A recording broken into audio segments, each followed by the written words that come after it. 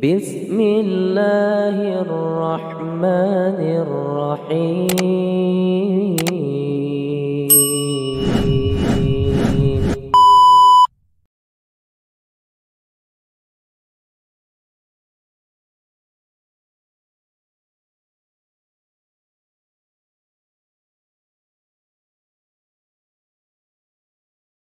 Kalau sebelumnya Putra Ustadz Dr. Firanda yang kita simak bagaimana ketika mengimami terawih, sekarang coba kita simak bagaimana ketika putra dari Ustadz Syafiq Reza Basalama ketika mengimami terawih.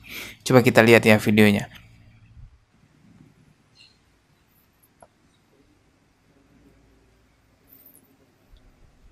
Ya. Jadi ini adalah Jabir bin Syafiq bin Reza Basalamah. Allahu Akbar.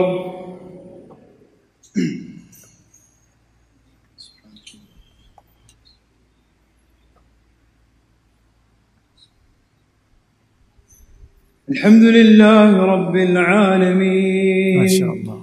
الرحمن الرحيم مالك يوم الدين إياك نعبد وإياك نستعين اهدنا الصراط المستقيم صراط الذين أنعمت عليهم غير المغضوب عليهم ولا الضالين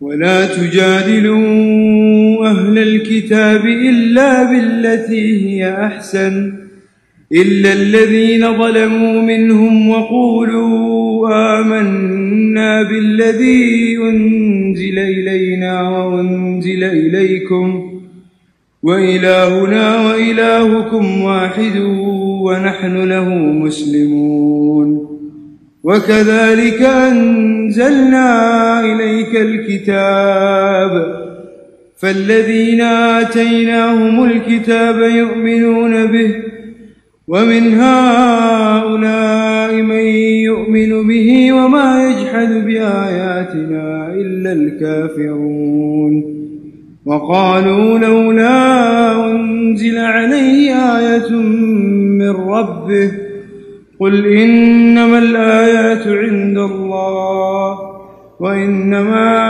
أنا نذير مبين أولم يكفهم أنا أنزلنا عليك الكتاب يتلى عليهم إن في ذلك لرحمة وذكرى لقوم يؤمنون قل كفى بالله بيني وبينكم شهيدا يعلم ما في السماوات والأرض والذين آمنوا بالباطل وكفروا بالله أولئك هم الخاسرون الله أكبر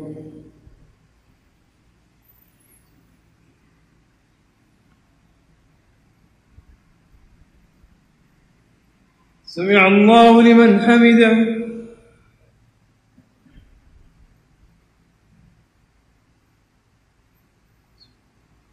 الله أكبر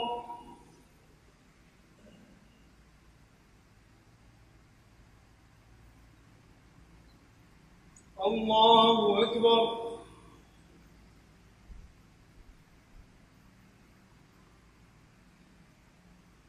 الله أكبر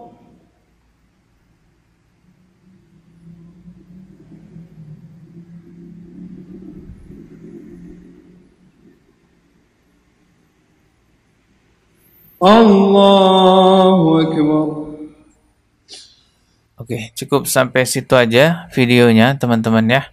Dan kalau kita lihat di sini keterangannya, ini sholat Isya dan Tarawih di Masjid Al-Furqan Kerajaan Penanggungan Maesan Kabupaten Bondowoso, Jawa Timur. Oh, di Bondowoso ya, saya pikir di STDI itu ya yang di Jember, itu ternyata di Bondowoso guys.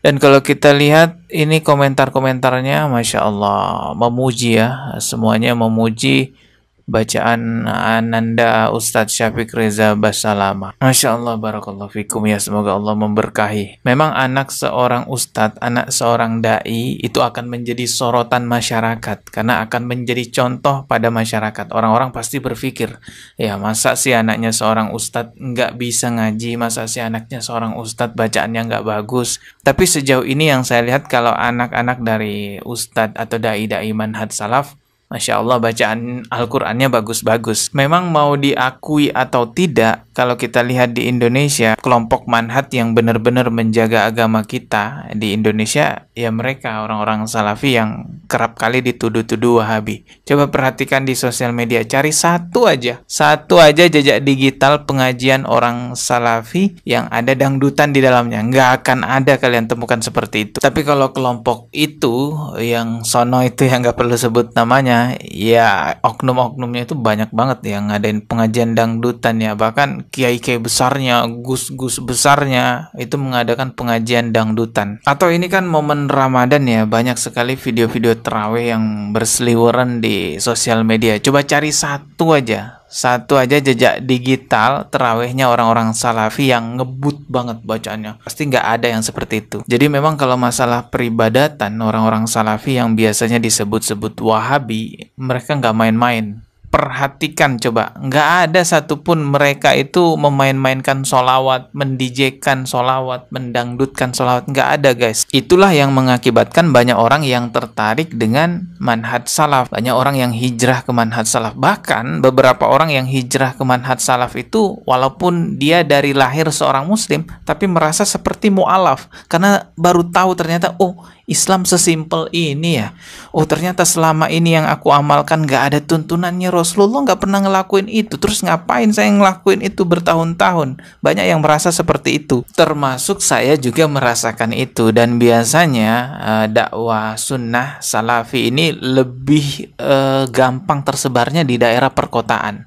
Karena memang orang-orang di perkotaan itu kan lebih cenderung kritis, SDM-nya lebih cenderung tinggi karena pendidikan di perkotaan udah mulai merata gitu ya. Jadi orang-orangnya kritis. Tapi kalau di daerah pedesaan, di daerah-daerah pedalaman, dakwah manhaj salaf ini agak kesulitan masuk karena memang orang-orang di pedesaan itu lebih cenderung mengedepankan kefanatikan. Jadi ketika diedukasi kembalilah kepada sunnah, apa yang kalian lakukan tidak ada tuntunannya, mereka akan mengatakan, loh ini kan ibadah nenek moyang kami sudah lama melakukan ini. Ya contohnya saja yang viral sekarang, ibadah tarawih super cepat. Itu kan tarawih tradisi kata mereka, yang lahir dari budaya-budaya mereka. Kalau ngikutin sunnah mana ada tarawih cepat-cepat begitu. Bahkan Rasulullah Shallallahu Alaihi Wasallam menegur, melarang orang yang cepat-cepat dalam sholat. Tapi sekarang lihat, mereka yang tarawih cepat-cepat malah dijadikan itu sebagai budaya, sebagai tradisi. Dahulu Rasulullah melarang, tapi sekarang mereka malah melestarikan sebagai tradisi.